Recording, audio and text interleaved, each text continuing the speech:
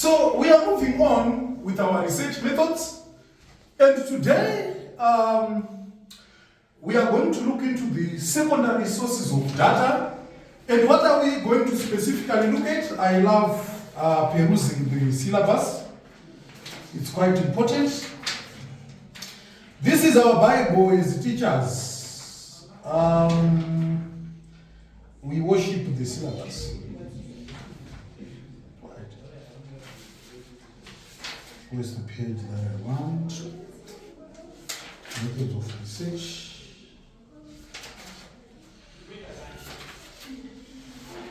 Right. So, in the last lesson, as a matter of recap, we looked into the differences between primary and secondary sources of data and between quantitative and qualitative data. So as of today, we are going to look into the strengths and limitations of different secondary sources of data. So we have different sources of data that we have to look into under the secondary banner. So the lesson here is on strengths and limitation of different secondary sources of data. So we have various sources of data, which include the official statistics, personal documents, we have the digital content, and also media sources. They are part and parcel of what we call the secondary sources of data. I think I distinguished, last lesson I distinguished between the primary sources and the secondary sources of data. I think I distinguished that. So let us start with official statistics. They are secondary sources of data. It's official what? Stats. Right. What are official stats? Cleo, what can you say about official stats? They are created and published by governments. Yes. For example, what? What documents are created and published by the government? Laws. What? Laws, maybe. Documents. Official statistics. Okay. We can have things like census. Yes. We also have information to do with the number of birth rates, death rates. They are published by the government as a matter of secondary quantitative data. It is used by sociologists to examine trends and patterns within and between societies. For sociologists study the society, so they might borrow some stats or some statistics from the government. So patterns of behavior may be picked up by statistical analysis because they provide a broad overview of behavior across potential wide areas, local, national, and international.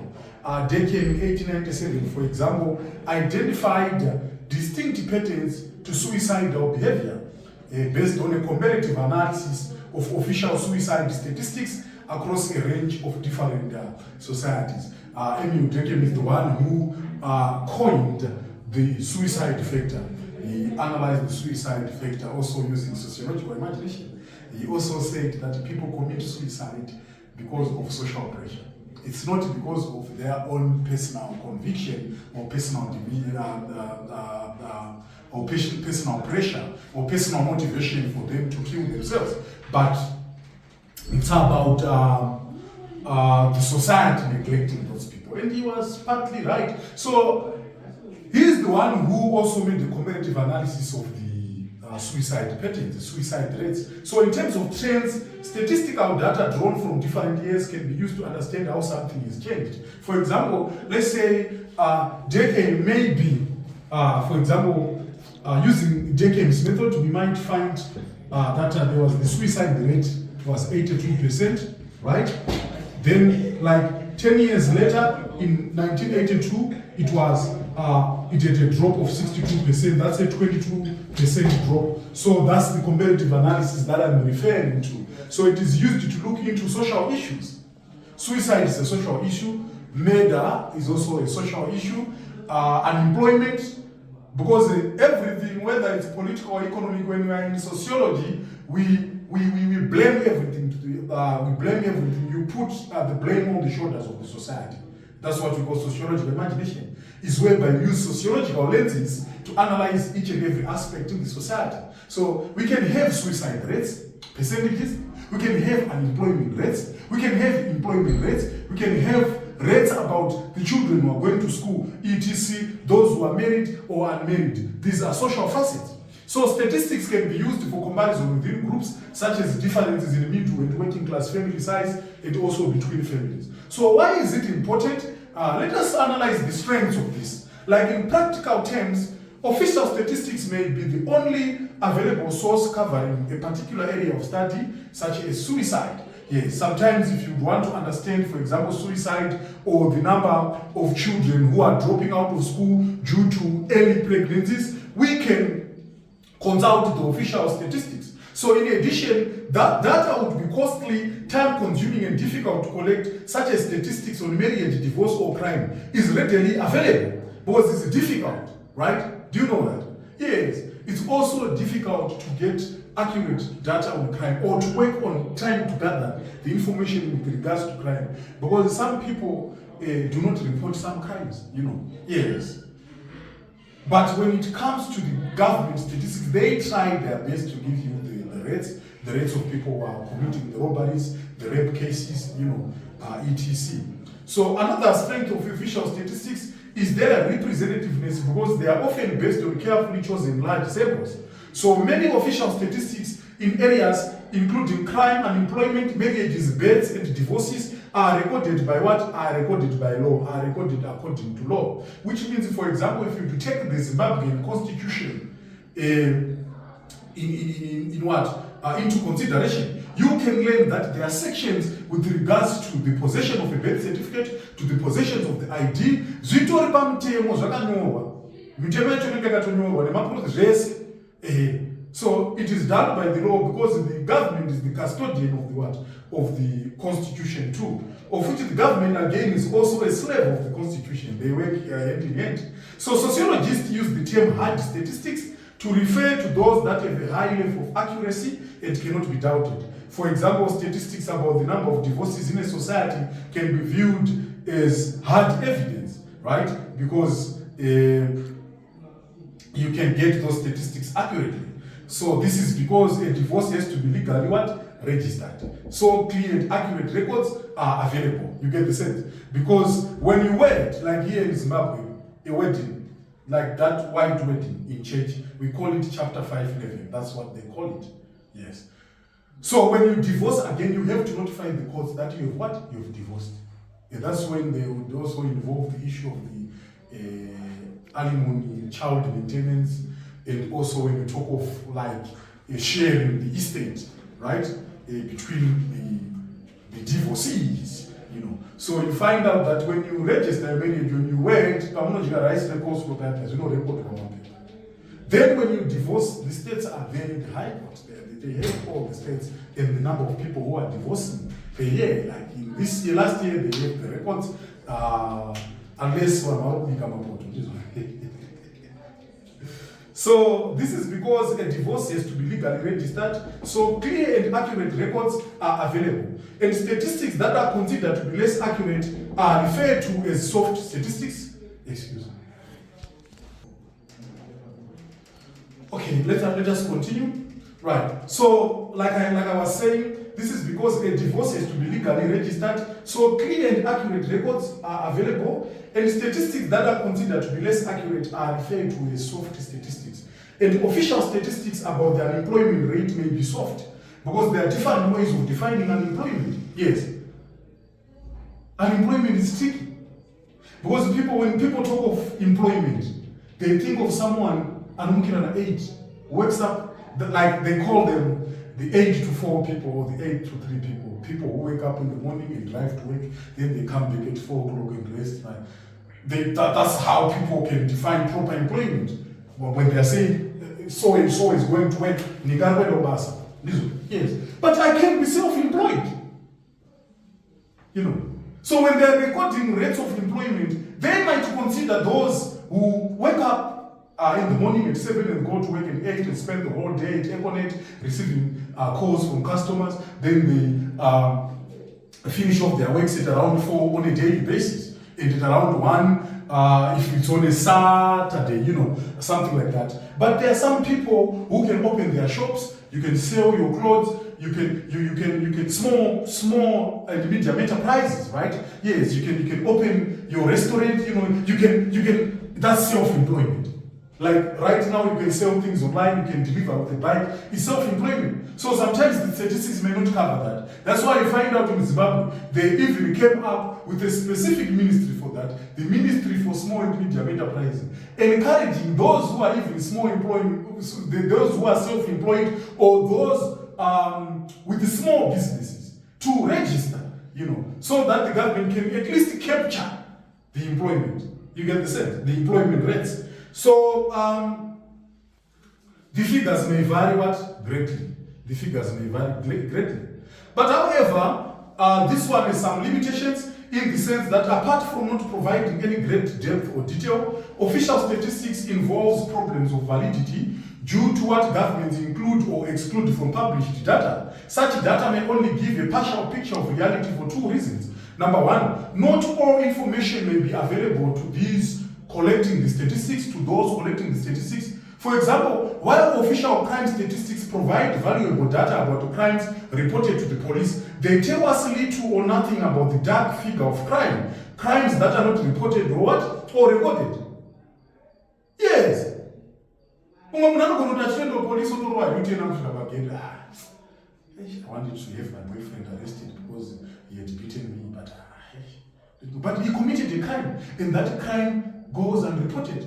And we have families which harbor even rape cases. Have you ever heard about that? Yes. We have heard young children being abused by their uncles, by their fathers. Then their mothers or their sisters would say, no, you have to keep quiet. He's the one who is paying school fees for you. So I've read about stories of children who have been abused for many years. Like when the uncle chooses when to, whatever she wants to do at any time, because she is providing. So these are what we call, that's the dark figure of crime. So some crimes are unreported. So at the end of the day, we don't really get, so if the government can say, we had 50 robberies this month. Sometimes there might be 123. But the reported ones were just 50. So that's the loophole of this. So statistical data do not reveal much about the reasons for people's behavior. Yes. For example, although we have a reasonably precise figure for the number of year-on-year murders in countries around the world, this data tells us little about why people kill each other. Because as sociologists, you want to know. That's why you go even into the court. Whatever crime you commit, they can ask you, why did you commit the crime? Yes. So if you shoplift, if you steal some items in the supermarket, the magistrate has the authority to ask you, why did you steal the sugar from OK supermarket? Then you can say, I was hungry, I'm not working. That also helps them to give you the appropriate a sentence. According to this country. So knowing the reasons why a crime was committed is also valid, is also important. So sometimes we can get the rates that we had 200 murders in this country this year, but it does not tell us what is, right, compelling people to do that. Are they domestic setups? Is it mining related? Because as sociologists, we are there to solve social problems. So if we find out that we have, from 100%, we want to know the reasons why people are murdering each other, then we can learn that 56% of those murders, right, are emanating from the domestic setups, right? Like we can have when lovers accuse each other of infidelity, like the mother and the father in the house, then they end up killing each other because of some steamy messages they would have found in one of their phones, then the girlfriend or the boyfriend might take a kitchen knife and stab his lover. At the end of the day, it becomes a murder case. So we want to know what is causing that. Why are we saying so? Because a solution, as sociologists, we want to find solutions. We want to get to the bottom of the issue. So for people not to kill each other, let us have some programs in which we encourage people on the radio on how to solve issues peacefully in the homes. You get the sense? Yes, that's important. We want to know why people are committing crimes. It is because of drugs. And why are people taking all those drugs, right? Marijuana, Mtoriro and stuff. It is because they are idle, they are unemployed. Okay, so let us open workshops. Let us get these people jobs, because the sociologists come up or proffer with the social solutions. So if you just tell me that there is 56% of domestically related murders, we want to know what motivated that. So we want to go to the root causes. Right. At one moment the police came, I think I once saw a video, police I don't know, right? Usabate phone yemu. Kana zvanetsa whether boyfriend or girlfriend yako musabatirane mafoni. You know, they are trying to find solutions to what? To the issue, because they are seeing a surge or a rise of numbers or rise in numbers of people who are killing each other accordingly. So although quantitative data is normally considered more objective than quantitative data, its significance must always be interpreted by researchers who decide what the data means. So a statistical rise in crime, for example, may be the result of a real rise, a different way of defining and counting crime, police targeting certain types of crime and arresting more people. Yes. You get the sense? Like when they have operations, you find out that the police might leave some cases and try to pursue those who are dealing in drugs. Like last time, I think there is an issue which happened in the town. The police, the police targeting. You go to an ongora mashanda nanga chita mapolisi no kwachito zvetu town is amusupitika. Timu nemshira shika tizai, mawindi mukubatwa mukamweta mnyama. You get the sense? That's what we call targeting. So sometimes there might be a surge, like at one moment, this issue of Mawindi, I saw a picture in H Metro of the guys, those touts who were arrested. There were about 153 of them, over 140, I don't know the exact figure, but it was above 100. They were going into court. So the police, so there was a rise of that arrest. There's a huge surge because the police are targeting a specific crime, you know, are targeting a specific group too. So governments occasionally change the definition of key concepts. Different governments may also define the concept differently. Such changes and differences bring into question the reliability of data, because when making comparisons, the researcher must compare like and like. So we also have, we put it in one place, right? Personal documents, digital content, and also media sources. Like some of the personal documents which can be used by sociologists include what?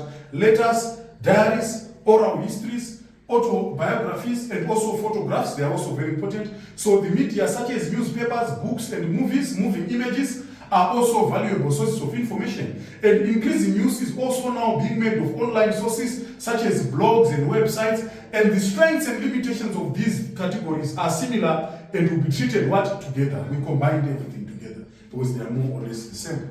Like the strengths, number one, documents give the researcher access to data that would cost a lot of money, time, and effort to collect personally. So they can provide secondary data. So secondary data, I think we mentioned in the last lesson, that it is a bread and butter to the researcher. It's quite different from primary data. When you talk of primary data in sociology, it means you are the first person to unveil it.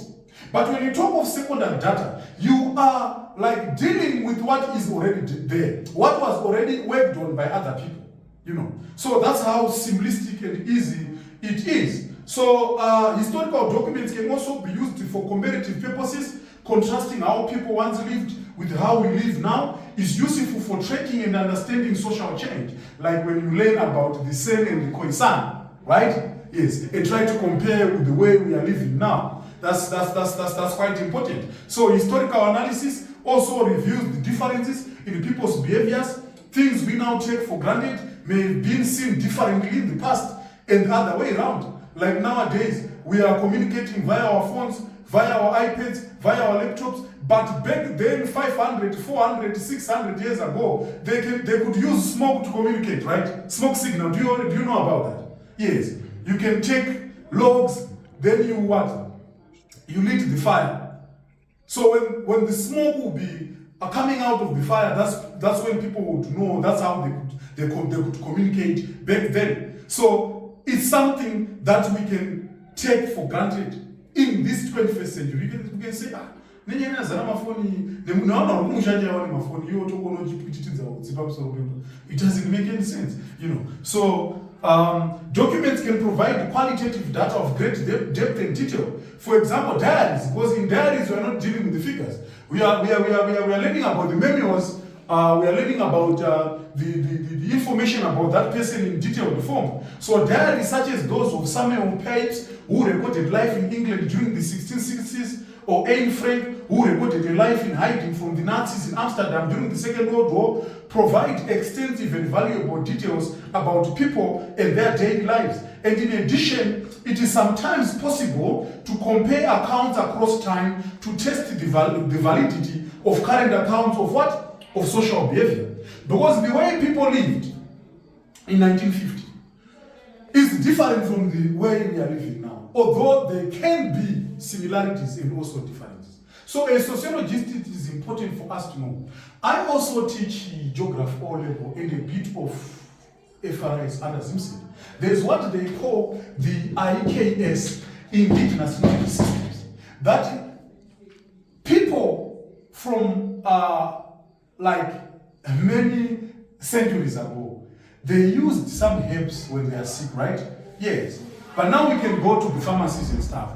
But you find out that if you go to Mbale where I stay, there are some people who sell some of those old herbs, right?